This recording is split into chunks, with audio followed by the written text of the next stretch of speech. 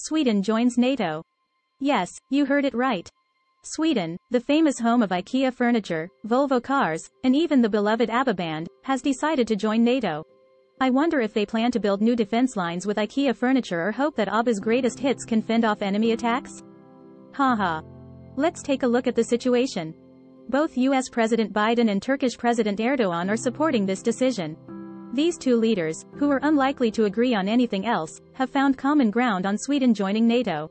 It makes me wonder if they are both loyal fans of IKEA, making compromises to get IKEA's VIP card? Haha. The NATO Secretary General announced with a smiling face that Erdogan agreed to support Sweden's NATO membership and said they would submit Sweden's application to the Turkish parliament to ensure approval. Then the Swedish Prime Minister was ecstatic, saying it was a great day for Sweden. Well, this agreement was reached in the final hours before the NATO summit, and I really admire their efficiency. Well done, NATO. On the other hand, seeing Sweden preparing to join NATO, I can't help but think of the Finns. They might be thinking, wait, why should we be the first Nordic country to join NATO? We could have let Sweden try it first, and if they succeed, we can join later. Ukraine is also working hard to join NATO. Seeing this, I guess NATO Secretary General Stoltenberg might need a bigger table to accommodate all these countries' membership applications. They might need to ask IKEA to design a new conference table, especially with a place to put those pending applications. Haha. Now NATO can expand in the Baltic region, changing the power balance in Northern Europe and potentially creating a potential blockade point for Russian warships and aircraft. It's truly a win-win situation. However, even before the NATO summit begins, there are reports that Biden will hold a bilateral meeting with Ukrainian President Zelensky on the second day of the conference to discuss Kiev's NATO membership. I wonder if the Ukrainian officials will confirm this schedule, but Zelensky should be prepared not to be fooled by the influential figure of Biden. In addition, France announced that it will provide long-range missiles to Ukraine, and Germany is also preparing to provide a large amount of new military equipment. It seems like everyone wants to lend a hand to Ukraine, perhaps feeling that this country needs some special attention. Japan's Prime Minister Kishida even made a special trip to Lithuania to attend the NATO summit. It's an event not to be missed. We should also mention Canada, which is increasing its military presence in Latvia, seemingly to deter Russian invasion. This is quite explosive. Did they forget that this is a comedy show? When it should be a joke, they are carrying out military actions in reality. I'm having a hard time keeping up with the pace. Well, now, no matter which side you stand on, you have to admit that the world of politics can sometimes be more dramatic than any soap opera. The NATO summit is currently taking place, so let's wait and see what happens. According to reports from the Associated Press, Russian and German data scientists from the University of Tübingen have collaborated and used statistical data to uncover some strange findings. They discovered that during the pandemic, there were more deaths among Russian men under the age of 50 than usual. You might think, oh, it must be because of the coronavirus. But things are not that simple. You see, Russia and Ukraine, these two countries that seem to be playing a game of whack-a-mole with each other, have not been providing timely military casualty data. They are both trying to make the other side's casualty numbers higher, like two kids arguing over who has more snacks. And Russia, always the one to hide the truth, surprisingly admitted to only 6,000 deaths among their soldiers. I mean, over 6,000? Where did that number come from? Did you just randomly pick it from Ukraine's numbers? Activists and independent journalists have stated that Russian authorities have suppressed media reports about military losses. It's like burying your head in the sand, pretending not to see the problem. They label reporting on the deceased as acts of resistance against the authorities and illegal, just like a kid who hides their homework when their parents ask if they've done it, pretending it has disappeared. This statistical work feels like playing poker in the dark. You don't know what cards you have or what cards others have. So, you might think, let's look at the bottom cards. But when you lower your head to look, you find out that your cards have magically disappeared. That's what it feels like doing statistics in Russia.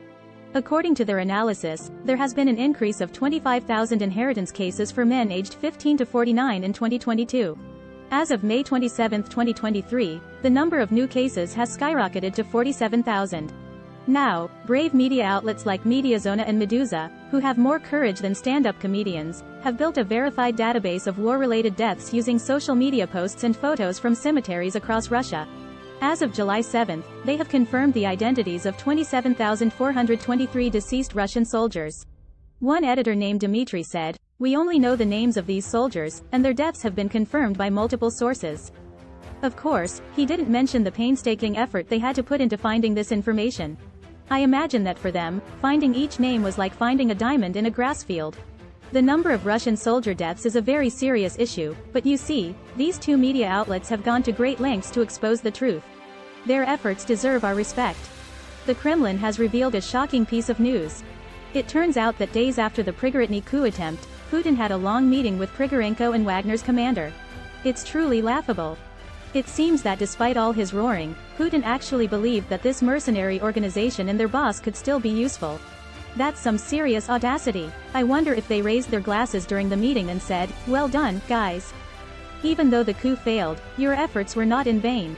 According to the Kremlin spokesperson, Putin invited a total of 35 people to this 3-hour-long meeting and shared his views on the organization's efforts on the Ukrainian battlefield and their involvement in the coup. It makes me imagine if Putin awarded them a Mercenary Performance Award during the meeting.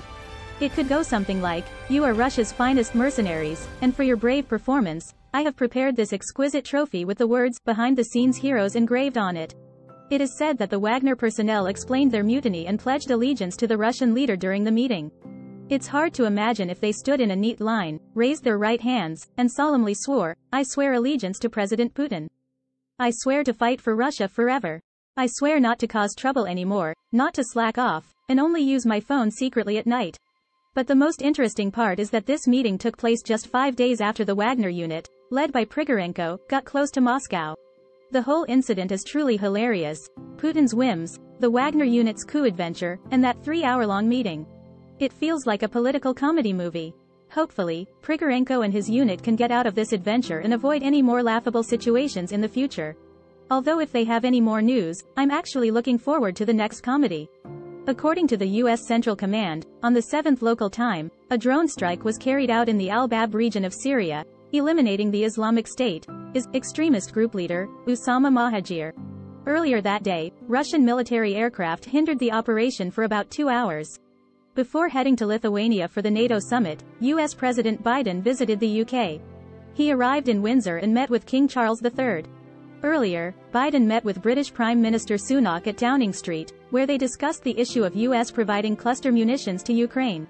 During the meeting, Biden described the U.S.-UK relationship as rock solid, while Sunak stated that the two countries are the strongest allies. A spokesperson for the North Korean Ministry of Defense stated in a statement that the provocative military actions repeatedly taken by the U.S. are bringing the Korean peninsula closer to a nuclear conflict. According to the statement quoted by the Korean Central News Agency, no one can guarantee that a shocking event like the shooting down of a U.S. strategic reconnaissance aircraft will not occur in the East Sea of Korea. 6 months ago, supporters of former Brazilian President Jair Bolsonaro stormed a government building. After they left, the building was left in ruins, including severely damaged artworks and artifacts. Now, a restoration team is slowly restoring them. Federal Reserve Chairman Jerome Powell said that 4 years ago, the Fed was caught off guard by the impact of balance sheet reduction, but the liquidity crisis in the repo market in 2019 will not happen again. "We didn't anticipate it back then," Powell said, "but this time we have experience." European Central Bank Vice President Luis de Guindos brings some initial hope for weakening core inflation. He expressed some optimism about the possibility of the underlying inflation rate showing signs of peaking, while also insisting that there is no certainty about the future path of interest rates after the possible rate hike in July. "We have indicated another 25 basis point increase in July, but there is no decision yet for September. Determining when the European Central Bank should stop raising interest rates is a difficult issue." Chief economist at the Organization for Economic Cooperation and Development, OECD, Claire Lombardelli, said that it is quite tricky for the European Central Bank to decide when to stop raising interest rates because it is difficult to measure the effects of policy tightening. "The transmission of monetary policy is highly uncertain," she said. 4 warning signals for U.S. non-farm payrolls have emerged. The June non-farm payroll data in the United States may seem robust, but cracks have already appeared beneath the surface. Richard Moody, chief economist at Regions Financial, said, "The labor market appears to be cooling, and if the interpretation of the data is correct, the degree of cooling in the labor market will surprise many." The U.S. Securities and Exchange Commission, SEC, will issue new regulations for managing money market funds. The SEC plans to hold a meeting on July 12 to determine the relevant rule changes, aiming to prevent a similar outflow of funds as seen during the outbreak of the COVID-19 pandemic in March 2020, which could potentially clash with industry giants in the $5.5 trillion sector. China's gold reserves have increased for the 8th consecutive month, reaching a total of approximately 2,330 tons. China's gold reserves have been rising continuously, driven by economic and geopolitical risks. According to official data from the People's Bank of China last Friday, gold reserves increased by approximately 23 tons at the end of June. The current total gold reserves are 2,330 tons. The central bank has increased its gold purchases by around 183 tons since the gold buying spree in November last year. Euro-yen Izuki Sakakibara believes that as monetary policies in Japan and the United States continue to diverge, the yen may fall below the more than 30-year low reached last year. The yen could even fall below 160, possibly next year, said Izuki Sakakibara, the current director of the Institute for Indian Economic Studies. In May, nominal cash earnings of workers in Japan increased by 2.5% on a yearly basis, surpassing the expected growth of 1.2%. This unexpected growth may lead to speculation that the Bank of Japan will consider adjusting its policies soon. According to data released by Rengo, the main labor union organization in Japan, they negotiated a total wage increase of 3.58% this year, the largest increase in decades. The Malaysian ringgit has been continuously depreciating, approaching its lowest point since the 1998 Asian financial crisis. Market participants predict that Malaysia's central bank will intervene to halt the depreciation of the ringgit. However, some analysts believe that the central bank's intervention in the foreign exchange market may have limited effectiveness. Samsung Electronics' second quarter operating profit decline was smaller than expected, indicating signs of easing oversupply in the memory chip market after more than a year of decline in prices. Samsung Electronics' preliminary results showed a significant 96% drop in operating profit to 600 billion Korean won, approximately $461 million, in the second quarter, with revenue declining by 22%. TSMC's second quarter revenue exceeded expectations, benefiting from the growth in demand for artificial intelligence. TSMC announced a revenue of 156.404 billion Taiwanese dollars in June, a decrease of 11.4% compared to the previous month. The second quarter revenue reached 4,808.41 billion Taiwanese dollars, a decrease of 5.46% compared to the previous quarter, surpassing the Bloomberg analyst estimate of 4,762 billion Taiwanese dollars. The accumulated revenue for the first half of the year was 989.474 billion Taiwanese dollars, a year-on-year decrease of 3.5%. Tencent, the parent company of WeChat, refused to attend the Australian Senate's hearing on foreign interference, while Meta, TikTok, and Twitter sent representatives. The chairman of the Senate Select Committee and Shadow Minister for Home Affairs, Patterson, stated that all other invited social media platforms agreed to attend the hearing, except Tencent, indicating its disregard for Australian laws and may face serious consequences. Chinese company Shein is currently transitioning from only selling its own brand of clothing to becoming an e-commerce platform where other merchants can directly sell various products to consumers. A consumer business partner from a consulting firm said that if Shein can establish its position among younger demographics and persist for years, it could truly become a competitor to challenge Amazon. A section of an under-construction elevated bridge collapsed in Bangkok, Thailand, with a length of approximately 500 meters, causing at least one death and several injuries. Footage from the scene shows massive steel bars and concrete crashing down on surrounding buildings and crushing vehicles on the road. Preliminary data suggests that the world has just experienced the hottest week in history. The World Meteorological Organization, WMO, stated on the 10th that we are now in uncharted territory, and with the La Niña phenomenon continuing to develop, more records can be expected, with impacts lasting until 2024. Hello everyone, I'm your news anchor, Yali, providing you with a one-stop service for global news every day. Feel free to leave comments in the comment section, and we will carefully read and respond to your comments. Remember to like, share, and subscribe to our channel. See you next time. Take care, everyone.